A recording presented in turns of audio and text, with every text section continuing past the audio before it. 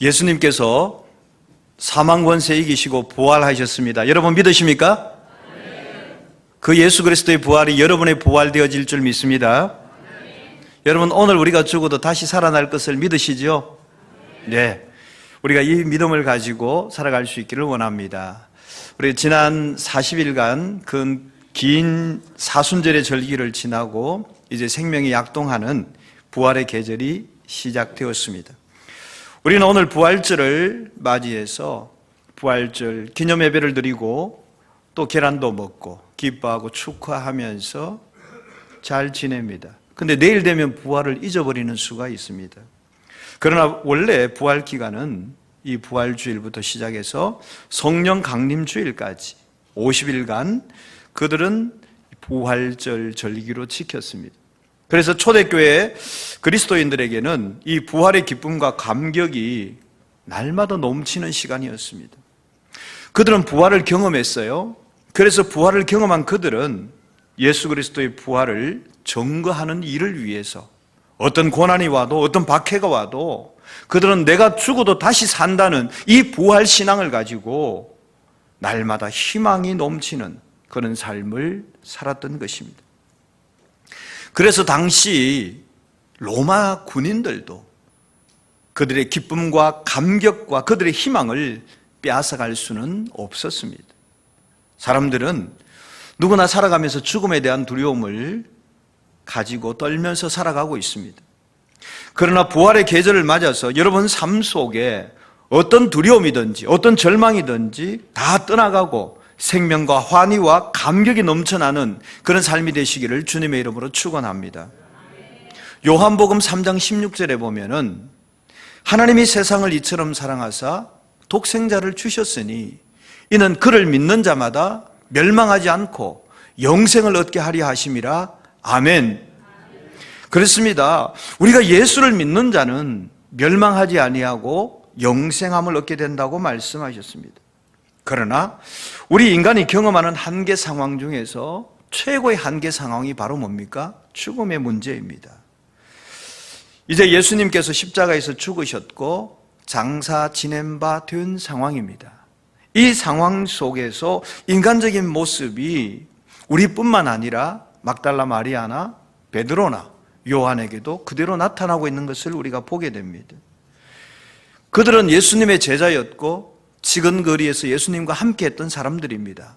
그럼에도 불구하고 그들은 그리스도의 죽음이 끝이 아니라는 사실을 잘 알지 못했습니다. 죽어 장사되어진 예수님 앞에 그들의 그동안의 믿음의 행보도 멈추어서 버리고 말았던 것입니다. 그러나 안식 후 첫날 주일 아침에 예수님께서는 말씀대로 부활하셨습니다. 아멘. 말씀대로 부활하셨습니다. 아멘. 그냥 부활하신 게 아니에요. 예수님께서는 부활하시겠다고 말씀하셨어요. 그리고 그 말씀하신 그대로 부활하신 것입니다. 그렇지만은 이 베드로와 요한과 마리아는 부활하신 예수 그리스도를 목격하기 전에는 불신앙적인 태도를 보이고 있습니다. 보겠습니다. 안식 후 첫날 새벽에 마리아가 예수를 장사 지낸 무덤을 찾아갔습니다. 이 여인이 무덤을 찾아간 이유는 뭡니까? 부활하신 예수 그리스도를 만나기 위해서 간 것이 아니죠.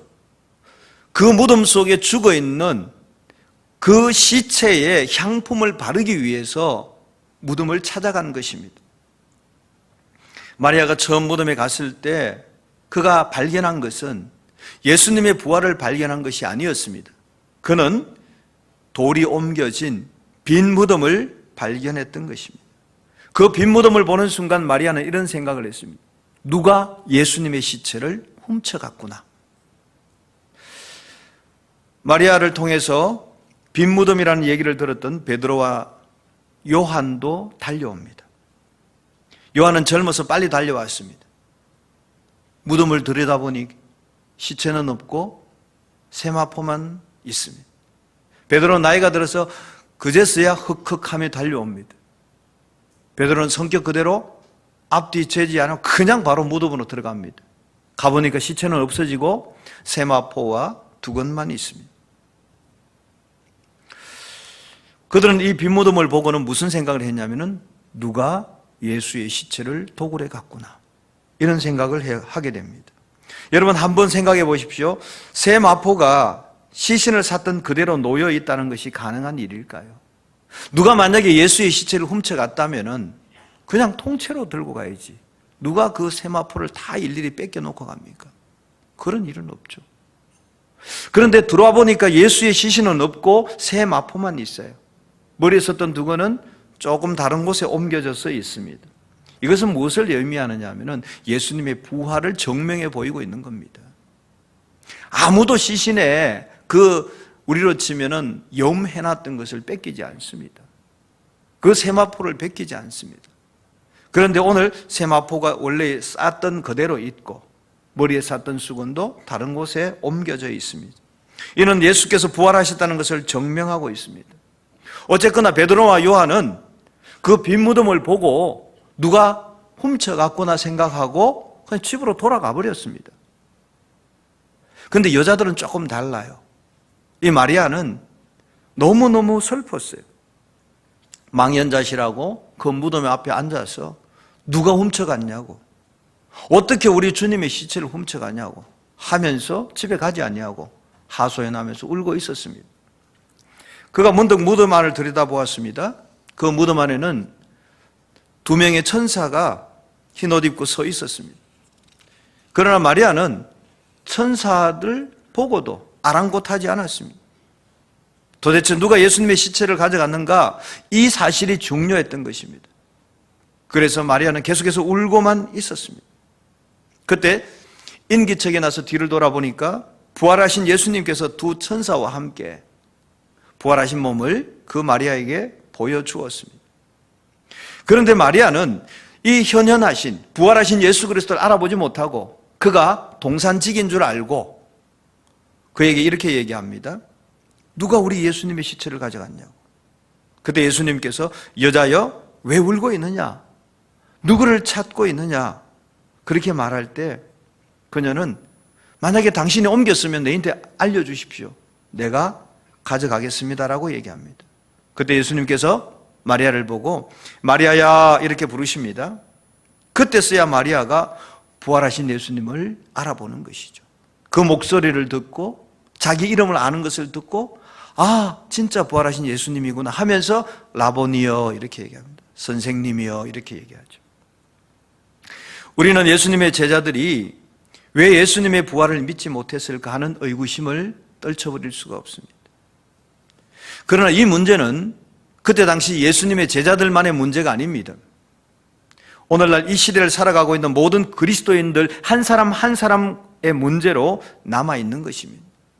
예수님의 제자들만 예수의 부활을 인정하지 못했을까요?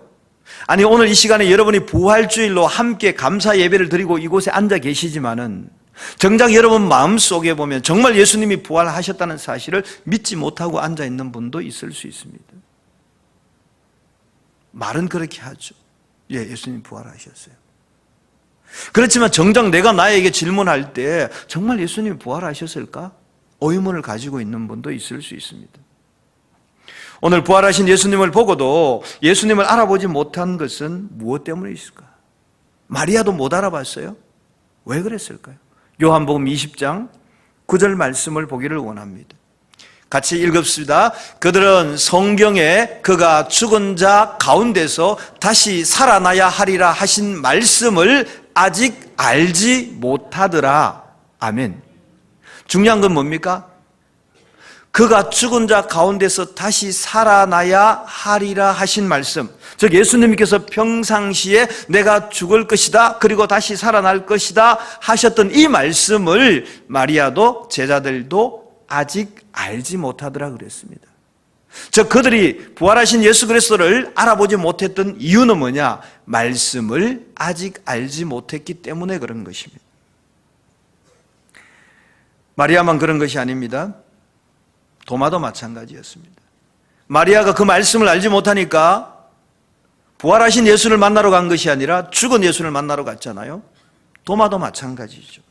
도마도 부활의 말씀을 알지 못했기 때문에 두 손에 못자국을 봐야 되겠고 두 발의 못자국을 봐야 되겠고 예수의 옆구리에 그 창자국에 내가 손을 넣어 봐야만이, 그의 흔적을 내가 경험해 봐야만이 믿을 수 있겠다라고 이야기했습니다. 왜 그렇습니까? 다시 살아나야 하겠다는 그 예수님의 말씀을 아직 알지 못해서 그렇습니다. 우리도 마찬가지로 마리아처럼 죽은 예수를 찾고 있지는 않습니까? 도마처럼 그 예수의 흔적을 내가 기어이 확인하고야 믿으려고 하고 있지는 않습니까? 막달라 마리아는 무덤 속에서 예수께서 여자여 어찌하여 울며 누구를 찾느냐 하는 그 목소리도 알아듣지 못했습니다. 예수님의 모습을 보고도 알아보지 못했습니다. 마리아는 오직 십자가에 죽은 예수만을 찾고 있었던 것입니다. 그곳에 마리아의 신앙에 문제가 있었던 것입니다. 마리아는 예수님께서 살아계실 때 내가 순환 받을 것이다, 죽을 것이다, 부활할 것이다, 이 말씀하셨는데 마리아는 그 말씀을 기억하지 못하고 있는 겁니다. 그 말씀을 아랑곳하지 않고 오직 그는 어디에 집중되어 있느냐 하면 예수님께서 십자가에서 죽으셔서 무덤에 장사되어 지셨어, 이 현상만을 붙잡고 있는 것입니다. 그리고 그것을 믿는 자기 주관적인 신앙을 가지고 부활하신 예수님이 눈앞에 있음에도 불구하고 그는 여전히 죽은 예수만 찾고 있는 것입니다. 부활하신 예수님의 빈 무덤 사건에서 제자들의 혼돈과 방황과 죽은 예수를 찾고 있는 제자들의 모습을 보면서 그들의 신앙에 말씀이 정확하게 자리하고 있지 않다는 사실을 우리가 발견하게 됩니다. 그렇다면 우리도 마찬가지입니다. 우리가 예수를 믿는다고 하면서 예수의 부활을 인정한다고 하면서도 우리 마음 가운데 주님의 말씀이 분명하게 자리 잡고 있지 않다면 우리도 마리아처럼 죽은 예수를 찾아갈 수밖에 없고 도마처럼 내가 확인해 봐야 되겠다는 이런 의심을 가질 수밖에 없습니다. 여러분 마음 가운데 예수 그리스도의 말씀이 확실하게 자리 잡기를 원합니다. 그 말씀의 근거로 우리의 신앙이 자라나야 하는 것입니다. 그들은 빈 무덤에서 예수를 찾았습니다. 그러나 예수께서는 이미 부활하셨기에 그곳에 계시지 않았습니다. 우리 사람이 살아가면서 최고의 마지막 한계, 그 한계가 뭡니까? 죽음이죠. 죽음은 곧 무덤으로 연결되어집니다. 그러나 부활신앙을 가지고 있으면 이 죽음과 무덤이 아닌 부활과 빈 무덤을 소유하게 되어지는 줄 믿습니다. 여러분 살아가시는 삶 가운데서 죽음과 무덤을 붙잡는 자가 아니라 부활과 빈 무덤을 붙잡는 그런 사람 되어지기를 원합니다. 예수님의 부활은 허구가 아닙니다. 역사적, 실제적 사건입니다. 예수님의 부활은 말씀이 성취되어지는 순간입니다. 내가 다시 살아나야 하리라 말씀하셨습니다. 그 말씀이 오늘 부활의 아침에 이루어지고 있는 것입니다. 예수님의 텅 빈 무덤은 우리의 삶이 이 땅에서 끝이 아니라는 것을 말해주고 있습니다. 즉 다시 말해서 영원한 세계가 있음을 말해주고 있습니다. 예수님의 텅 빈 무덤은 우리에게 부활의 소망을 제시하고 있습니다. 사랑하는 성도 여러분, 우리는 죽은 예수를 찾는 자가 아니라 부활하신 예수를 만나야 될 줄 믿습니다. 오늘 우리 모두 텅 빈 무덤 속에서 부활하신 예수님을 만날 수 있는 귀한 시간 되어지기를 원합니다. 말씀을 맺습니다. 우리의 신앙에서 말씀이 바탕되어지지 아니하면은 현실을 보고 내 주관적인 신앙에 따라서 날마다 죽은 예수를 찾아다닐 수밖에 없는 것입니다. 그러나 그런 사람도 말씀 안에서 부활하신 예수 그리스도를 제대로 만나게 되면은 죽어도 다시 산다는 이 부활 신앙을 가지고 기쁨과 감격과 희망의 신앙생활을 할 수 있게 될 줄 믿습니다. 우리는 말씀 안에서 예수 그리스도의 부활을 제대로 만나야 됩니다. 그래야만 우리가 부활 신앙을 가지고 기쁨의 삶을 살아갈 수 있는 것입니다. 부활이 없는 십자가에 죽은 신앙만 붙잡고 있으면은 말뿐인 신앙인으로 전락하게 됩니다. 그러나 우리가 부활 신앙을 가지게 되면은 십자가의 그 고난이 영광의 고난이 되며 최후 승리하는 기쁨의 신앙인으로 우리가 살아가게 되어지는 것입니다. 나를 위해서 죽으신 예수 그리스도만 붙잡고 있으면 안 돼요. 나를 위해서 죽으신 예수 그리스도, 그가 죽으셨다가 부활하셨다는 사실을 우리가 믿어야 하는 것입니다. 그래야만이 내가 살아가는 인생 가운데 십자가의 고난과 같은 어려움이 온다 할지라도, 비록 죽음과 같은 시간이 내게 다가온다 할지라도 나는 다시 산다는 이 믿음 가지고 우리가 넉넉하게 살아갈 수 있는 줄 압니다. 예수님의 제자들도 부활하신 예수 그리스도를 만나기 전에는 불신앙의 태도를 보였습니다. 그러나 그들이 부활하신 예수 그리스도를 만나고 난 다음에 그들은 변화되었습니다. 죽어도 다시 산다는 이 부활신앙을 가지고 그들은 예수 그리스도의 죽음과 부활하심과 다시 오시겠다는 이 약속의 말씀을 생명 걸고 온 세계에 전하였던 것입니다. 그래서 그들은 종래와는 전혀 다른 그런 삶을 살게 되었습니다. 과거에는 예수가 잡히시자 도망가고 배신하고 멀찌감치 따라가고 이러던 그들이었지만은 부활하신 예수 그리스도를 만나고는 순교하는 그 자리에까지 복음 전하는 일을 위해 살았던 것입니다. 우리도 말씀을 통하여 부활하신 예수 그리스도를 만날 수 있기를 원합니다. 마지막으로 말씀 한 절을 보기를 원합니다. 로마서 8장 11절 말씀입니다. 같이 읽습니다. 예수를 죽은 자 가운데서 살리신 이의 영이 너희 안에 거하시면 그리스도 예수를 죽은 자 가운데서 살리신 이가 너희 안에 거하시는 그의 영으로 너희 죽은 몸도 살리리라.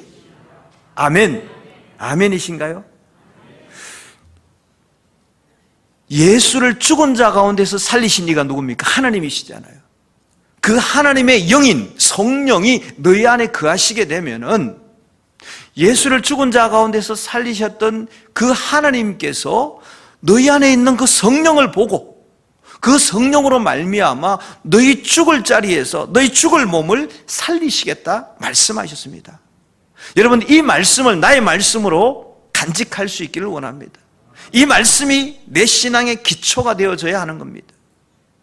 하나님의 영이 내 안에 있을 때 죽은 예수를 살리신 하나님이 죽은 나를 살리시겠다고 약속하고 있습니다. 여러분, 이 말씀 꼭 간직할 수 있기를 원합니다. 사망 권세 이기시고 부활하신 예수 그리스도를 믿는 자마다 예수 그리스도의 이름과 권세를 힘입어 죄 사함을 받고 하나님의 영으로 말미암아 죽어도 다시 사는 영생을 얻게 되는 복을 누리시기를 주님의 이름으로 축원합니다.